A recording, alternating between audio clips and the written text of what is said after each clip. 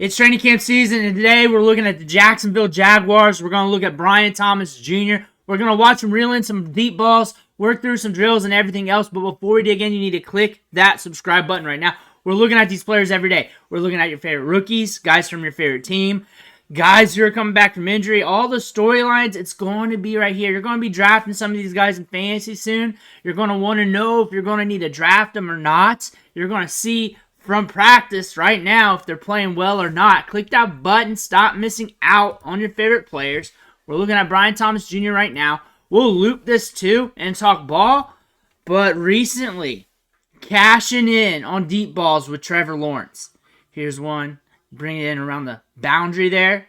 Here's a deep ball. It's coming. It's coming. Downfield. Separation. There we are. Working on the feet.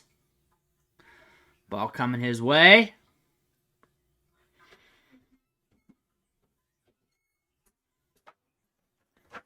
Trevor Lawrence stepping back. We're chucking it. We're chucking it. That was that catch prior, it looks like. Just different angle. There's the other one, different angle from earlier. Here's him working on his feet again. Looking sudden and good and crisp. Downfield. Looks like that same play. 3 different angles, 3 different looks.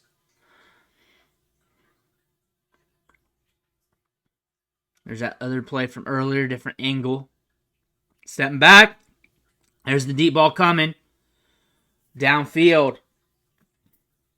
There's a few more other deep balls too recently from practice. Hitting them up by the boundary.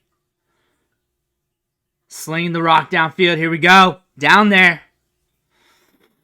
The thing about this, Trevor Lawrence was one of the top quarterbacks in average depth of target or average depth of pass attempt pretty much for a quarterback, meaning he wants to push it downfield. He wants the ball to go to the deep third, 20-plus yard throws, and they got the wide receiver that works well with that.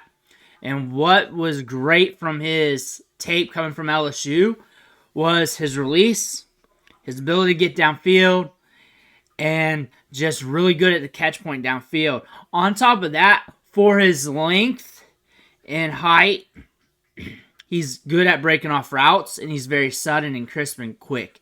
He does need to add more nuance to that. He does need to get better at that, but he's not bad either. He's actually very good for his speed and size, because there's a little bit of drift due to the length there usually with wide receivers, and actually that's curtailed a good bit, cut off a good bit off the break compared to other wide receivers with his length there when you're looking at his legs and limbs and everything, because physics is working against him when he's cutting those off. That being said, very sudden wide receiver, especially off the release. Had one of the better release packages in the draft. And then on top of that, his ability to get downfield and breathe down the neck of the safeties, beat the DB downfield, bring in those balls. And when contested, he has good concentration and sticky hands. That's what you're going to see out of him. From what I've been reading from him out of training camp, first off, there was a lot of people speculating on Twitter saying training camp wasn't going too well. But honestly, during that time earlier in training camp, there just wasn't many clips or anything like this coming out. I did one video after the first week and a half or so, and there were like 5 clips, if that, and it was very spotty. But when I read through the logs of the beat writers talking about the plays going on in practice, he was beating guys. So from me, I believe he might have had a few down moments, but was still looking good. We've really been turning it on these last few practices, week and a half, 2 weeks, and been looking good. And on top of that, I noticed when the clips start rolling out and they look good, people get a little bit more cheerful about the player. I think Brian Thomas Jr., for what he is and how he's going to develop into this offense, I think he's going to fit well with Trevor Lawrence. And I think you do need to give him some time, but he's already making some splash plays and getting you some moments in preseason, getting the ball downfield. And this is a guy that fits well with what they want to do. They want to get more vertical. They brought in Gabe Davis. That was another sign for that. You get Brian Thomas Jr., you're definitely going to want to try and get more vertical with him. And he is going to stretch the field. I think he's going to get targeted. And it could be for fantasy. You're looking at him in the middle rounds. And where he's going in fantasy football drafts, it's a lot of gamble wide receivers with a lot of upside that could give you down production as well. And he's right there in that range. And compared to some of the others, like Rome Odunze, he's a shade cheaper. He's a shade cheaper. I like his price tag. Like, he's about a round cheaper compared to those players.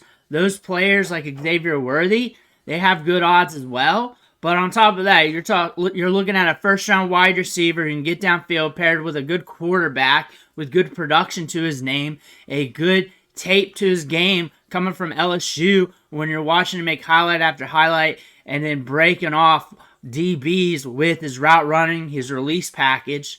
There's a lot of good things coming from him, and he's in a range where it's not very steady at the wide receiver position in fantasy drafts. You got some steady wide receivers like a Cortland Sutton, but they're also wide receivers that's not going to win your league. But it's him versus the running backs too. He's also going in a range in fantasy drafts where the running backs are very steady. You're looking at your RB2s, your RB3s, guys that could really make an impact. So are you going to speculate on one of these young wide receivers, these year 1 and year 2 wide receivers because Jackson Smith-Njigba's in that range?